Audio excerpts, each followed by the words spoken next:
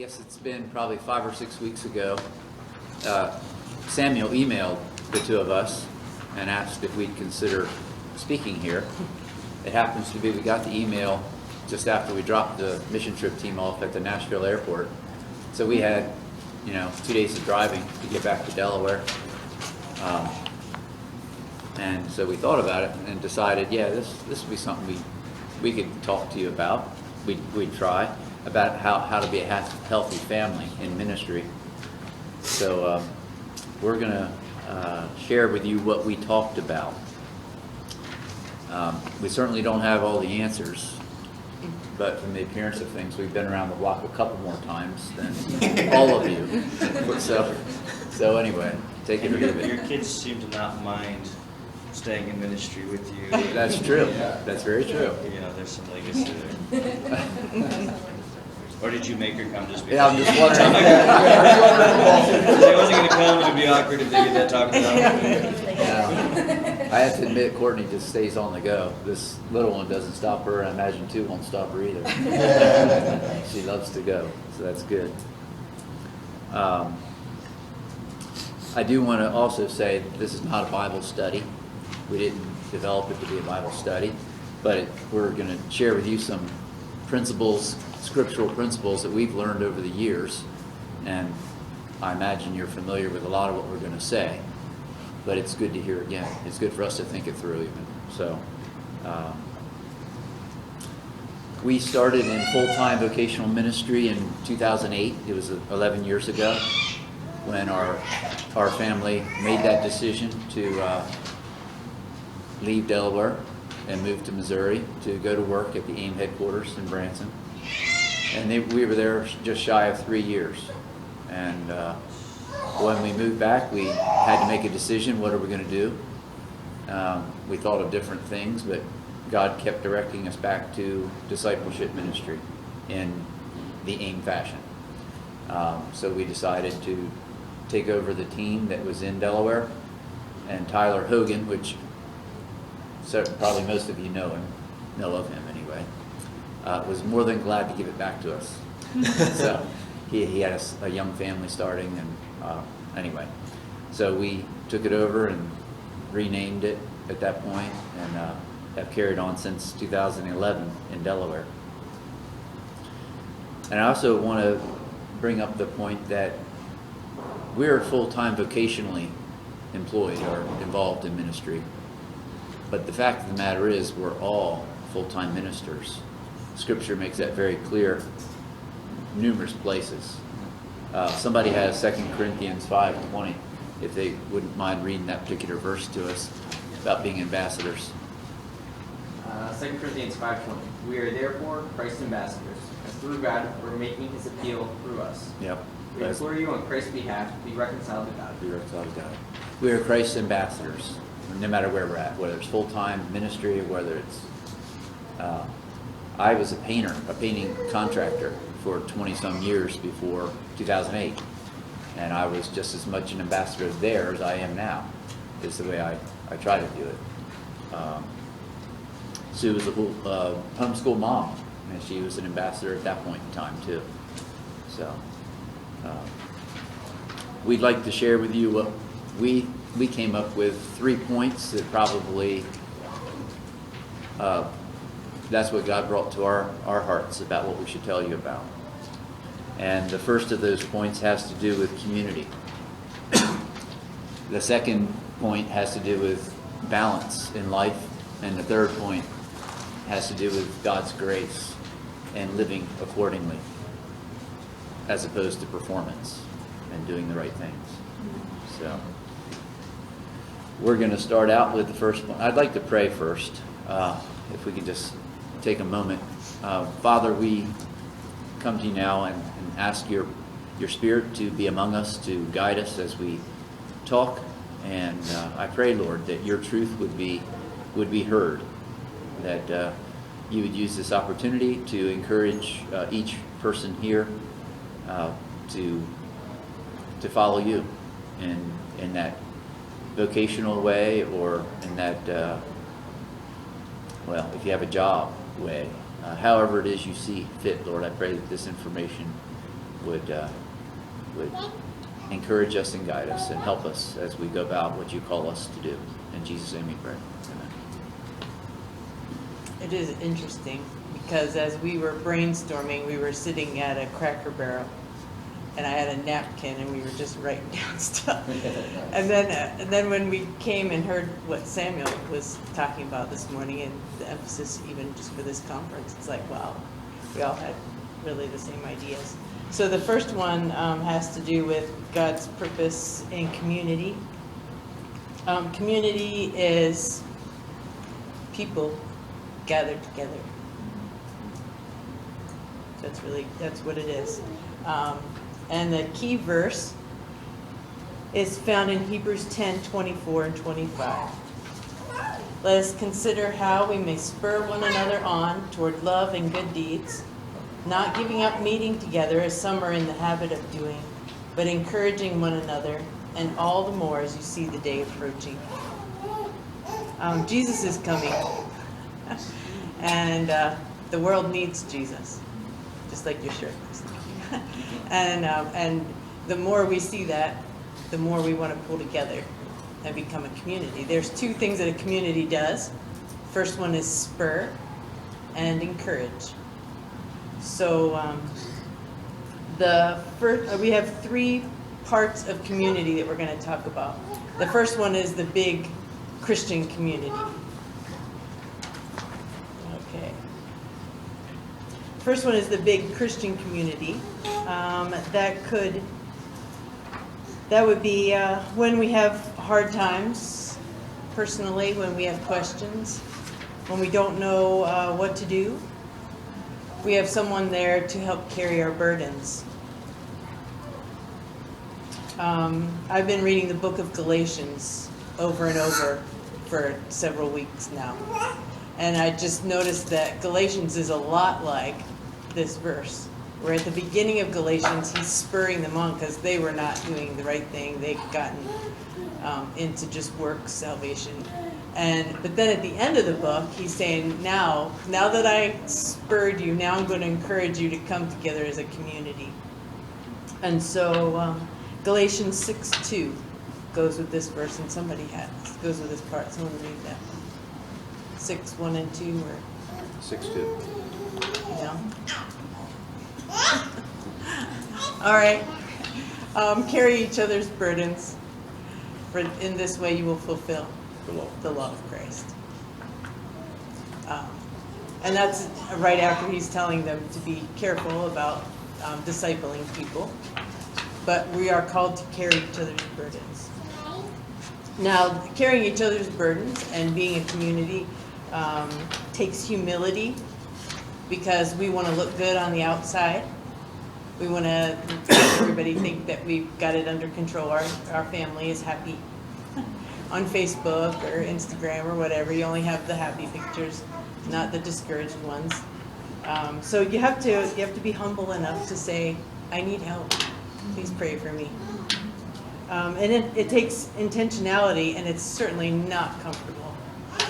It's not something that feels good until you do it. When you do it and people come around you, you go, oh, this is wonderful. Another way that we're encouraged with a larger community is with financial support. The other book of the Bible, right before I was reading Galatians, was Philippians, and several times in Philippians, Paul says, thank you for supporting me. There were other churches that didn't, but even when I was far away, you supported me there. And so he knew that church back in Philippi was still praying for him and still supporting him. And so that's just really critical to have that prayer support. And then when people know your needs, they're willing to give as well.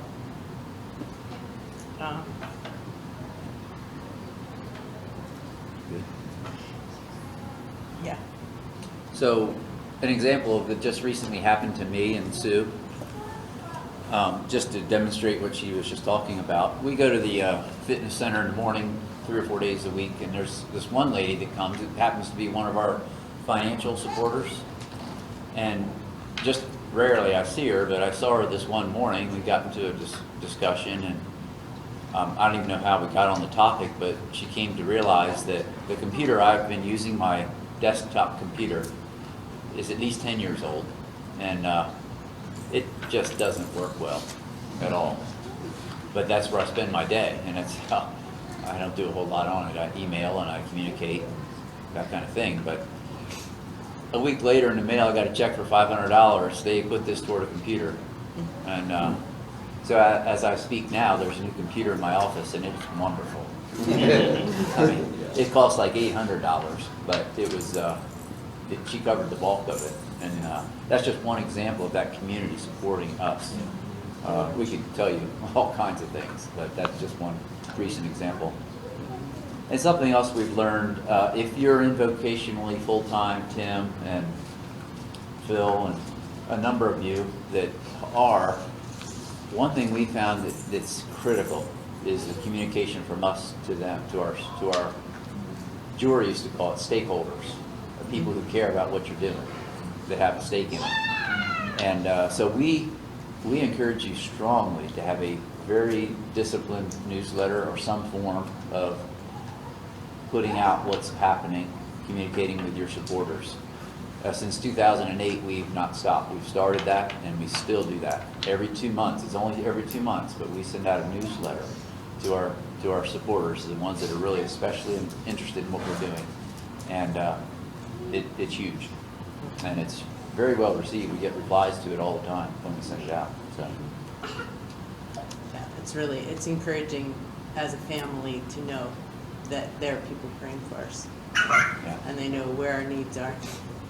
And then we share our joys too, and they email back and say that was really neat to see the answers to prayer. It's very good. The next, that's the whole body of Christ. Now we're going to get a little bit smaller. The next community, the next healthy community is just our family. We have 4 grown children. Ryan, our son, has 2 children. He lives in Phoenix. Courtney has 2 children. She lives a mile away from us. Our daughter, Emily, lives near Denver. She has 1 and 1 on the way. And our daughter, Rachel, at this moment is in Africa doing ministry there. So they're all over the place. But when they were small, we as our family decided that we would have a together culture. We were going to be together. Can I interrupt you a minute? Okay. Ryan told us this morning they're pregnant with 3. Yeah. All right. Yeah. So actually, there's another one. Yeah. Yeah. And I have this thing about making a stocking for everybody in the family. So I said this morning, well, I'm going to make a lot more stockings for next year. They're pregnant with 3, or they're pregnant with number 3? Well, that could be 3, 4, 5. Just checking. Whoa, that would be a lot of stockings.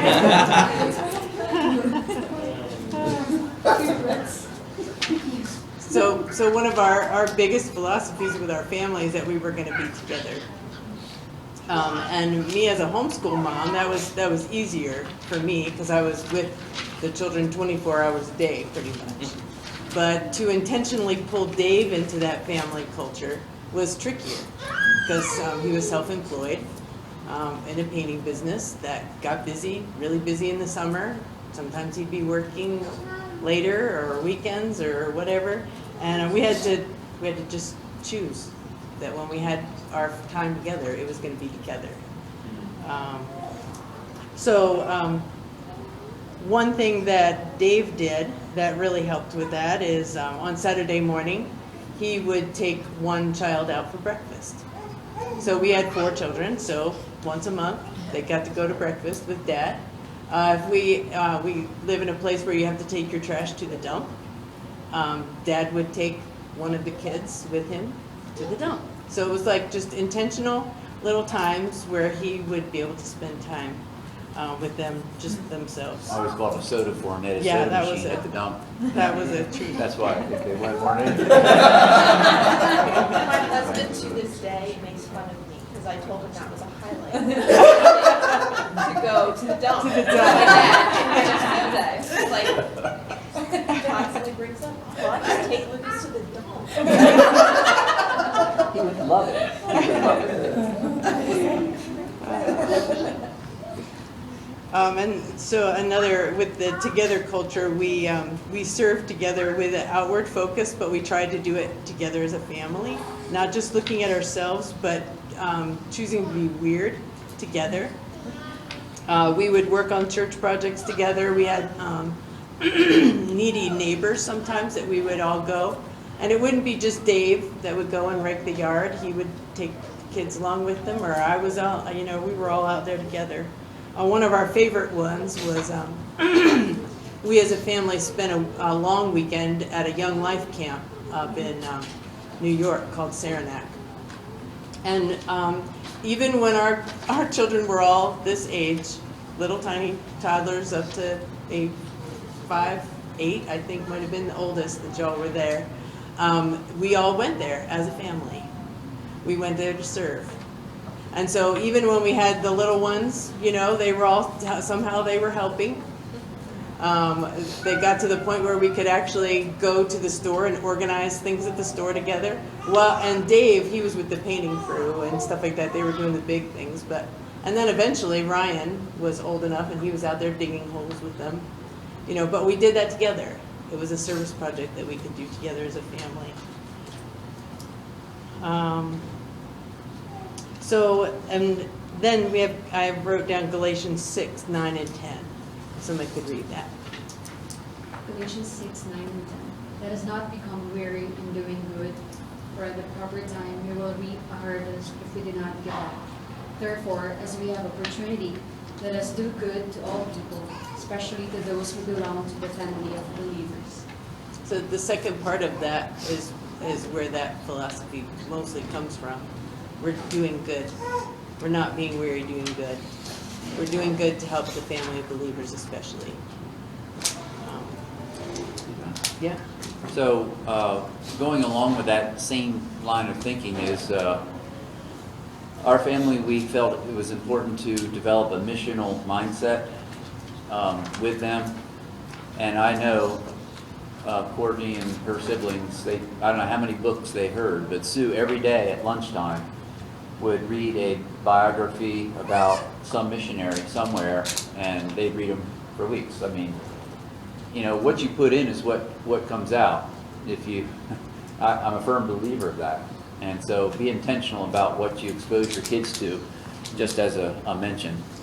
And it's not necessarily safe to have a missional mindset, we learned.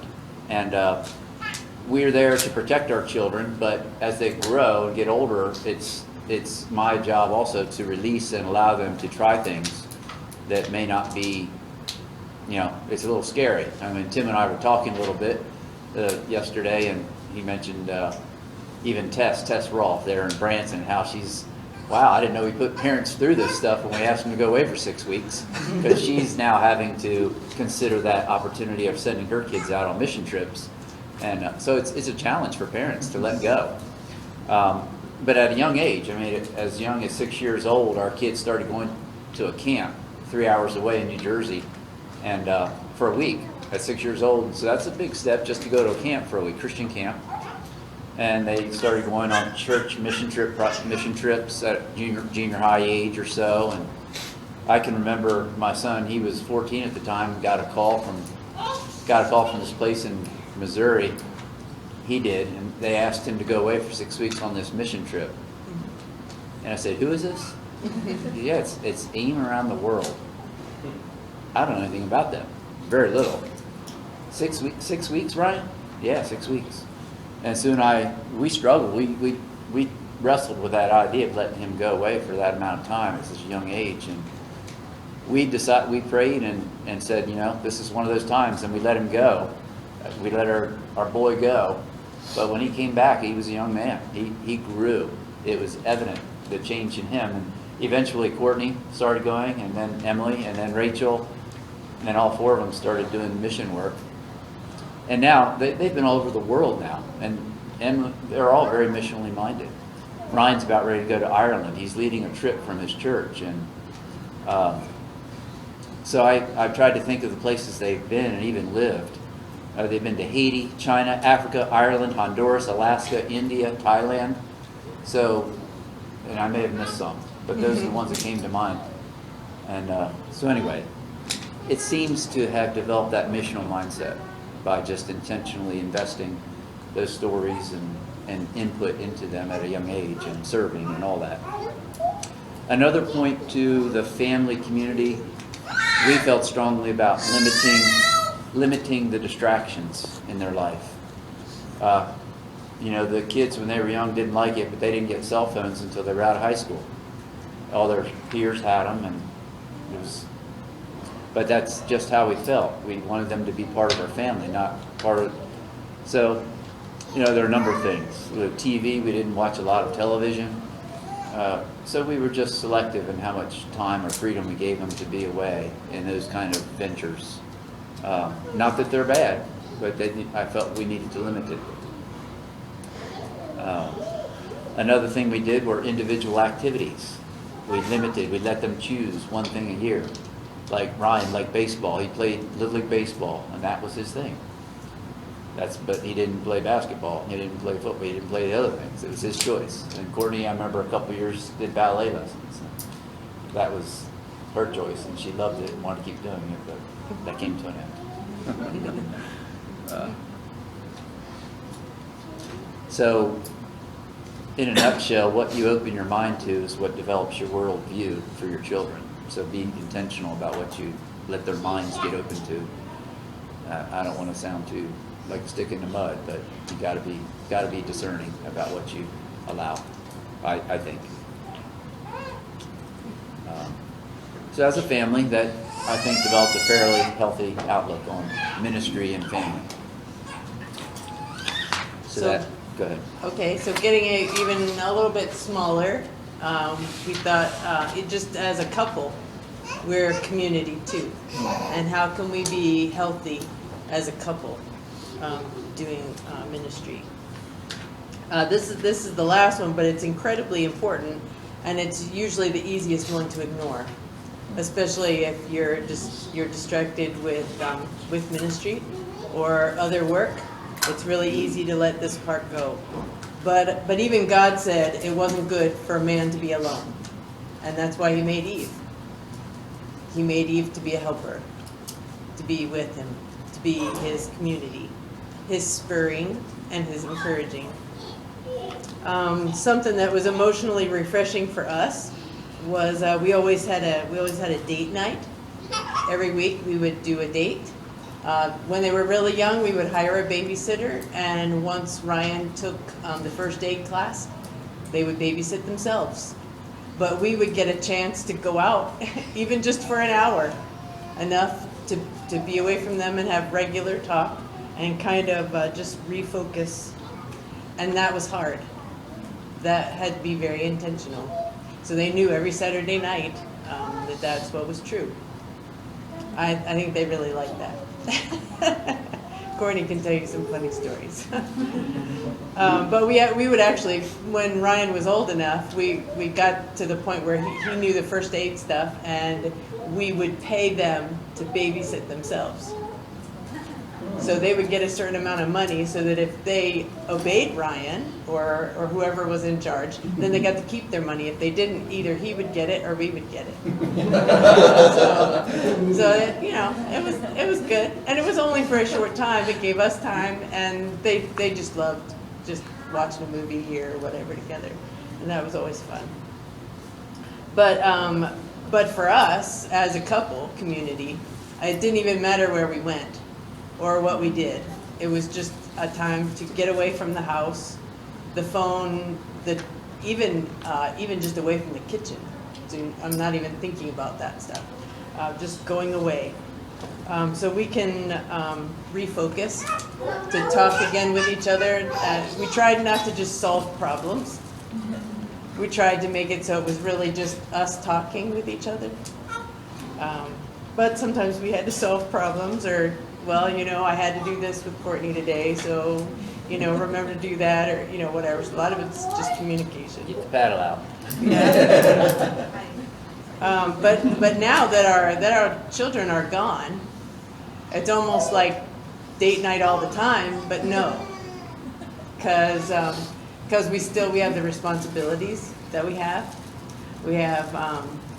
We do discipleship groups with our church. We meet with people all the time. So we still need, as our couple community, we still need date night. We still go away and we say, okay, we're not gonna talk about louder than words tonight. We're just gonna talk about us. Something that we need to talk about. So that's really a very important part. Very important. So something just popped in my head now as Sue was talking is, I know Courtney does this, but finances are an issue. You know, babysitting's not cheap, going out to dinner's not cheap. We found very creative ways to be cheap in going out. Go buy a sub and take it to the park and sit on the bench, you know, it's, you know, $6. So, and Courtney, she's made friends with other young couples, and they take turns babysitting each other's kids. So it doesn't cost anything to babysit. So try to make some friends that have little kids that you can switch off in time. I know that's hard for moms, especially sometimes when they're young, but you have to get to that point. It's just for a short time. The next point about our couple community has to do with our finances. And we were very strongly convicted about being debt-free. So resist the urge to keep up with the Joneses or get yourself into debt that you don't need to deal with. I think most of you probably have a pretty good grasp of that idea. So I don't need to say a lot about it, but it eliminates stress in a marriage relationship. You've probably all heard that finances are the #1 cause of marital problems and divorce. So keep your finances in check. Don't get yourself in trouble. Cut back your standard of living, whatever you have to do. Get a second job for a while if you have to, whatever.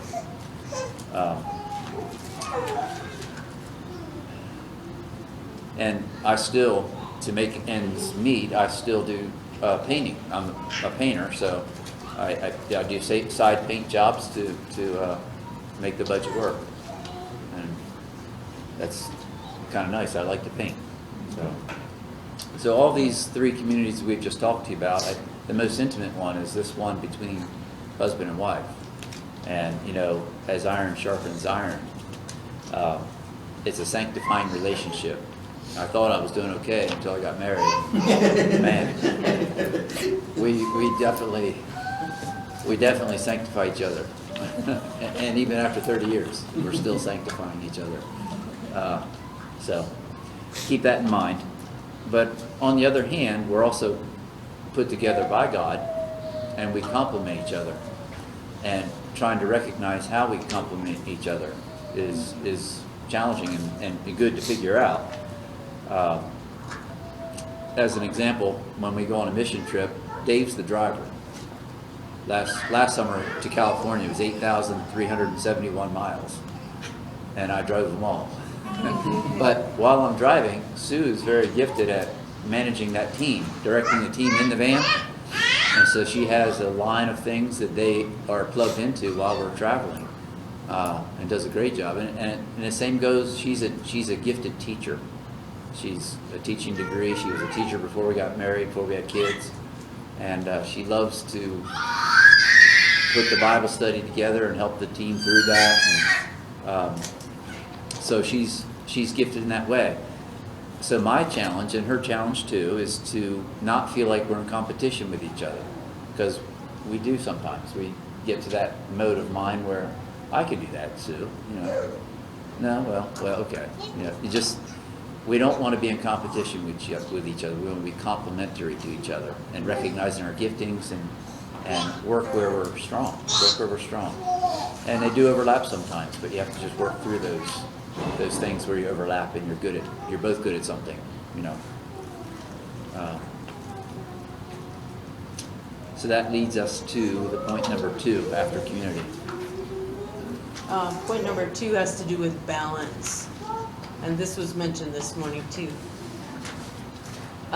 Basically, what we're going to talk about is the balance between our work, ministry, and rest. So that's what this little bit of the talk is about. God demonstrated it first when He created the world. The seventh day, He rested, it says in Genesis 1. And then God actually made it one of the 10 Commandments in Exodus 20, and somebody was going to read that. Exodus 20, yes? 8 to through 11. Yeah. Remember the Sabbath day by keeping it holy. 6 days you shall labor and do your work, but the seventh day is a Sabbath to the Lord your God. On it you shall not do any work, neither you, nor your son or daughter. For in 6 days the Lord made the heavens and the earth, the sea, and all that is in them, but He rested on the seventh day. So God's put it as something that's very important, that we have balance this way with work and with resting. And if God used rest to have balance, then I need to do it too. Rest from regular work and ministry. Now, this is not to say, I was going to read that next. This is not to say that that our ministry doesn't matter, and we need to rest, and we need to just relax. No, God's called us to what He's called us to, and so for 6 days, for the time, oh yes, we put everything into it. We serve Him with our whole heart.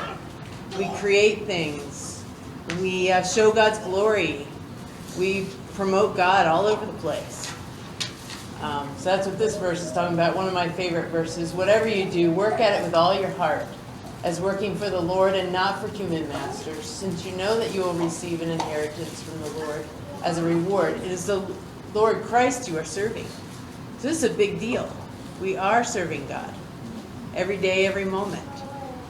And but there's a balance as well, and so that we're going to try to say the other side.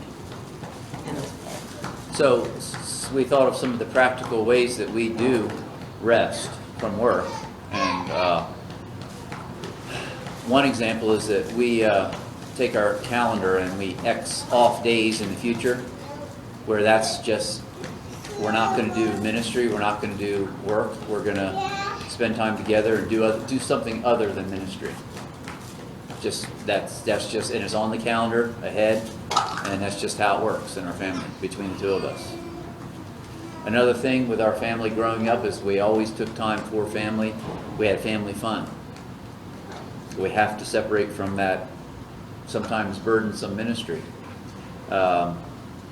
We went on vacations, we'd go away.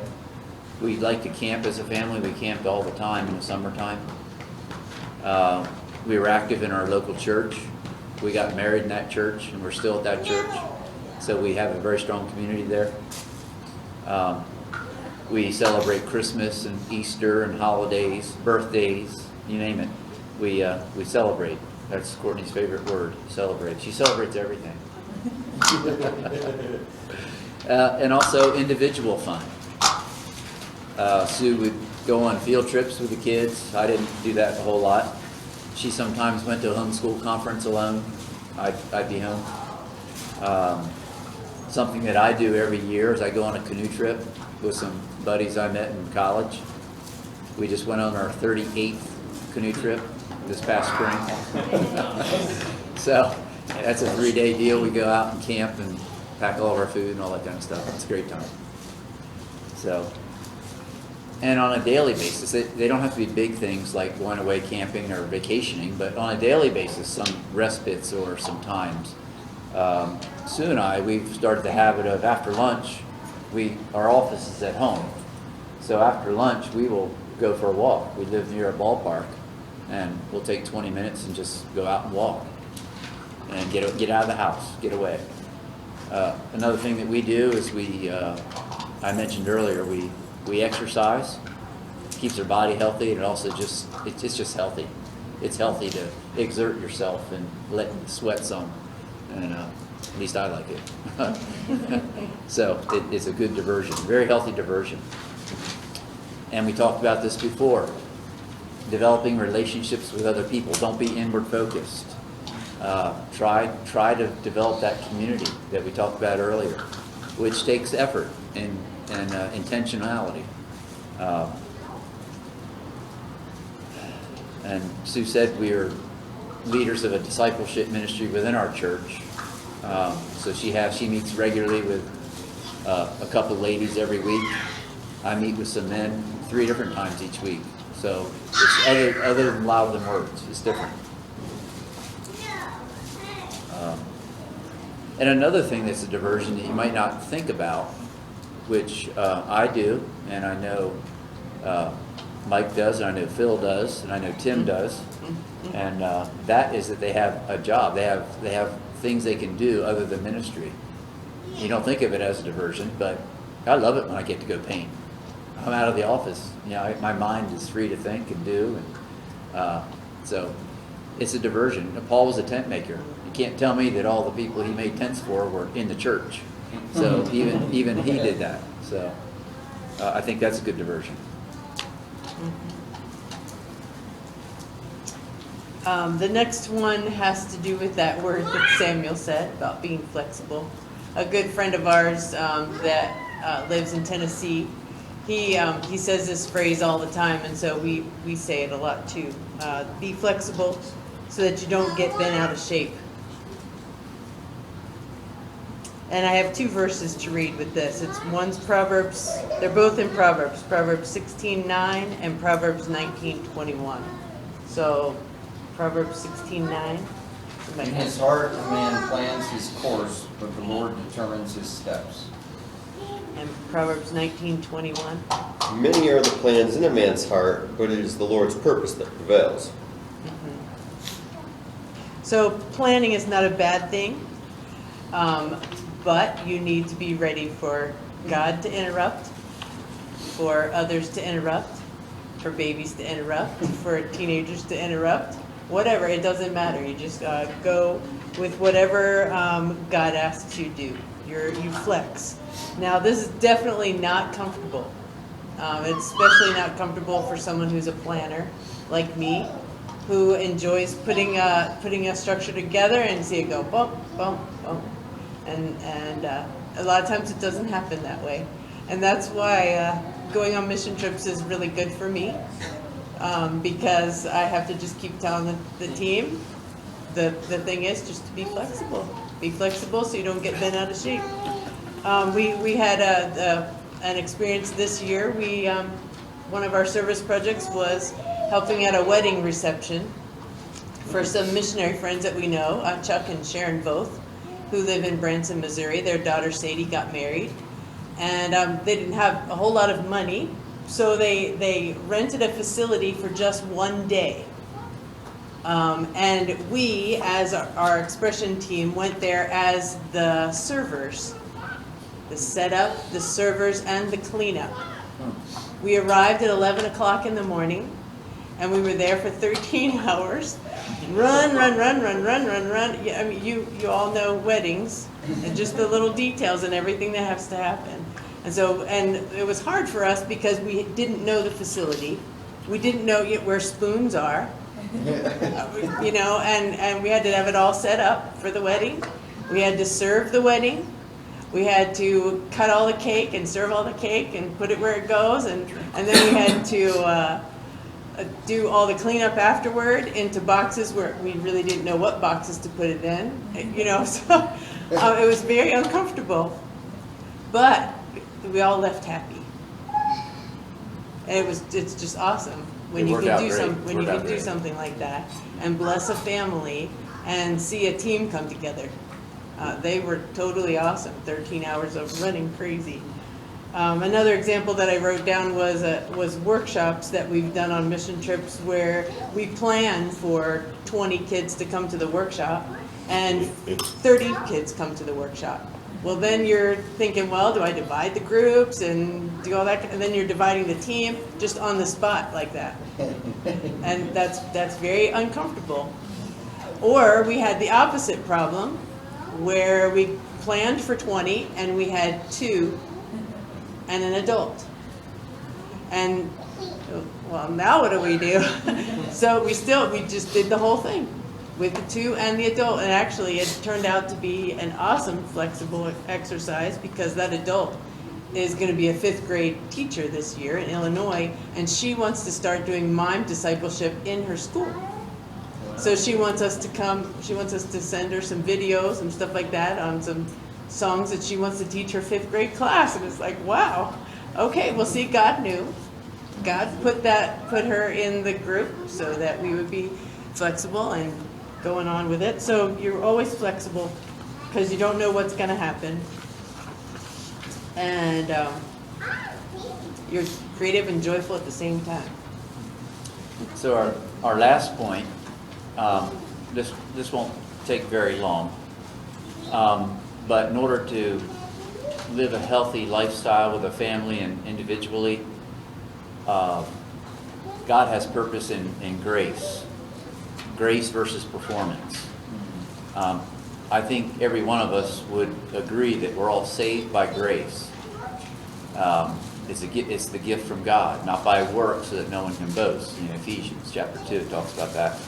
And but the problem is, and I think if you're honest with yourself, most Christians, when they come to faith through grace, it all of a sudden becomes grace plus works in some way, in some form or fashion. We start thinking we have to perform for God, perform for others, or something like that, and we lose sight of that grace that has been freely given to us.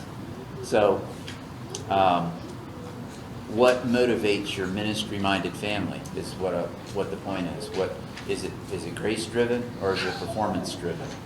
And this last verse, 2 Corinthians chapter 5, talks about that motive.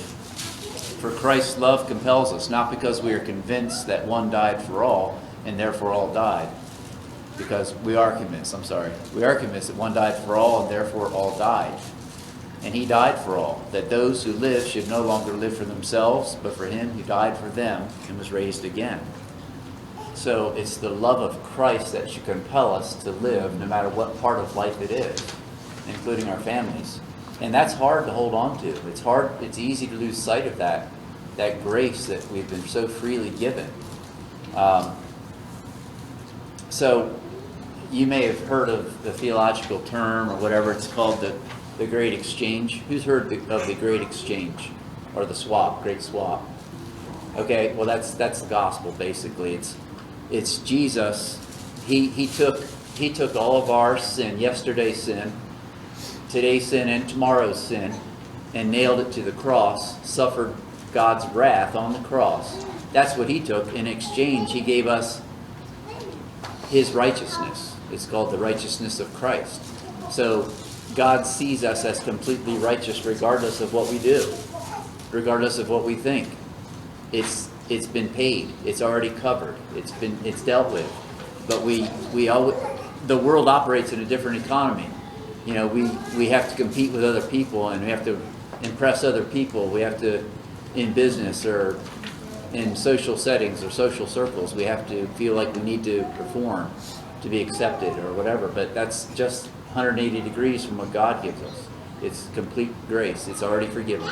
No matter what, we can live freely.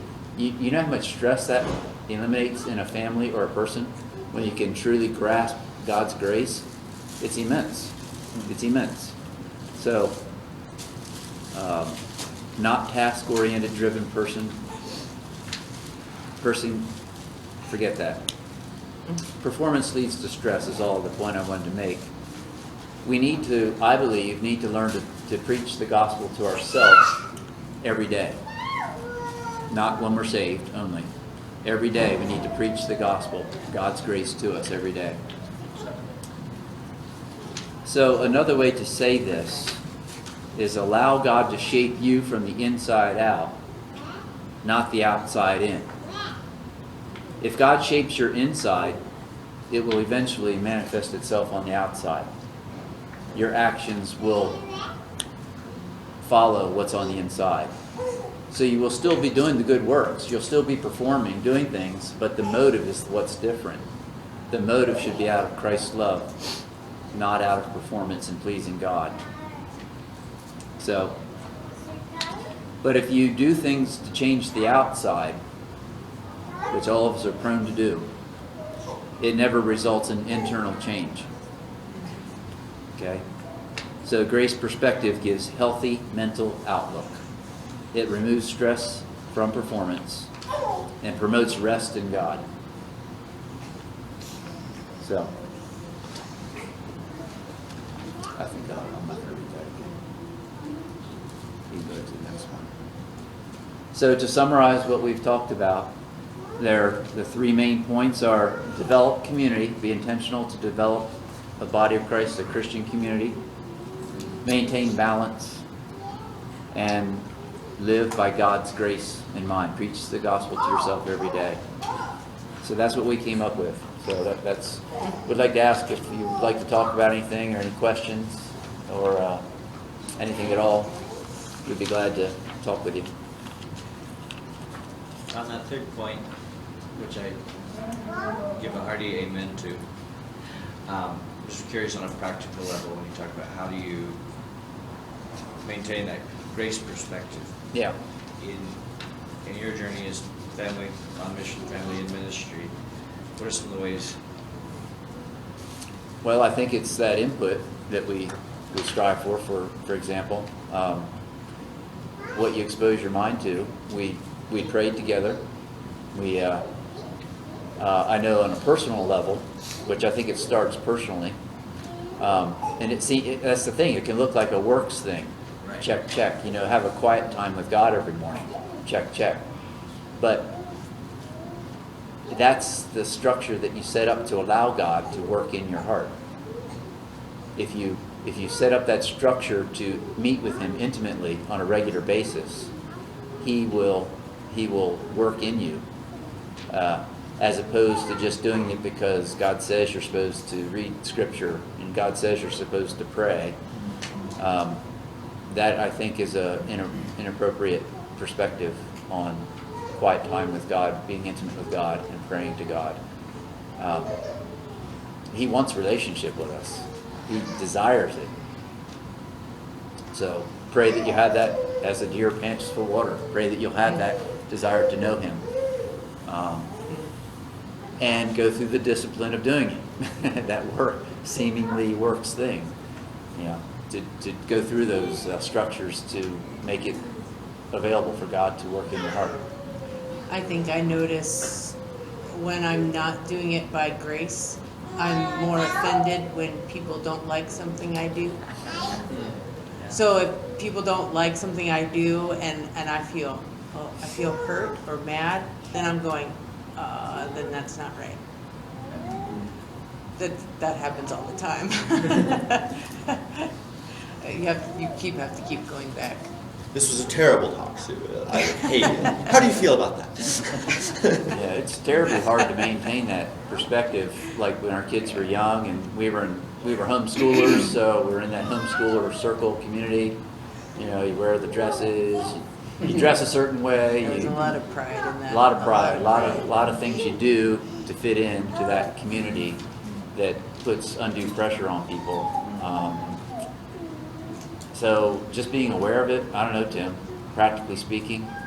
It really is just aware, because you do want to do your best with your family, with your husband, your wife, your children. You want to do your best. Yeah. You want to look weird. But Yeah, and our kids, they all went through a time where they had to kind of take ownership of faith, every one of them. We raised them a certain way, and they did because that's what they learned. But they had to get to the point where they had to struggle through some things to say, I believe this, but Mom and Dad, you did this way. Why'd you do this to us? That we get that kind of stuff back pretty regularly too. So, but we did the best we could at the time. And their faith may not look like yours, but it's theirs. That's right. exactly. So That's where right. did it come back to? It came back to Jesus. Yeah. I don't know if that helps. That's a very hard time as a parent, to let your children grow up like that.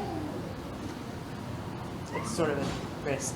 Something I read in a Paul David Tripp book about, it was about parenting, but he was talking about how a day full of grace, which is a day that your child is acting out a lot, is a day that you got to show them more and more of Christ's grace. And you got, so it's even on a level of, marriage or on a level of, working with other people, that day that you have to show more grace and show Christ's grace is more of Christ coming through because you have Him.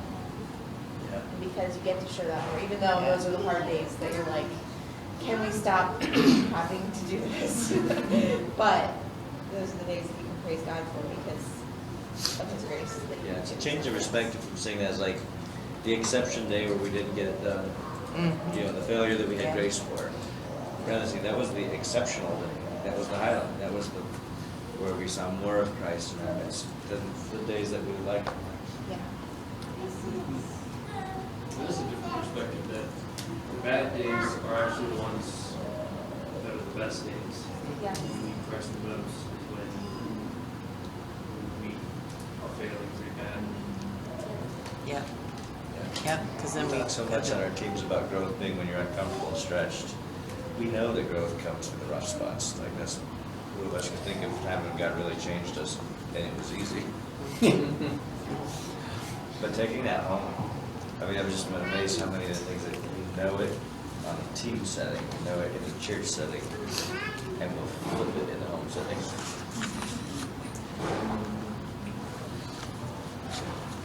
Well, it's kind of what I find interesting about, like, they're talking, we've got the singles track and the marriage track. We can have the individual life talk and the team talk, but doesn't God's truths and principles really not change from one to the Yeah, other? that's true. I mean, love is still love, and pride is still pride, like, Regardless. exactly. Well, folks, it's like 1 minute to 12. Any other comments real quick, or is that good to close? Thank you Oh, you're welcome. very much. Yeah, really good. Okay. Cool. Congratulations on the new grandbabies. Yeah. Number 6 in 3 years. That's awesome. What's the matter with you? Learn from the best.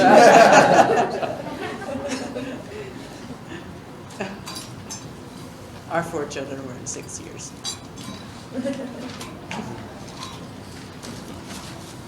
Amen.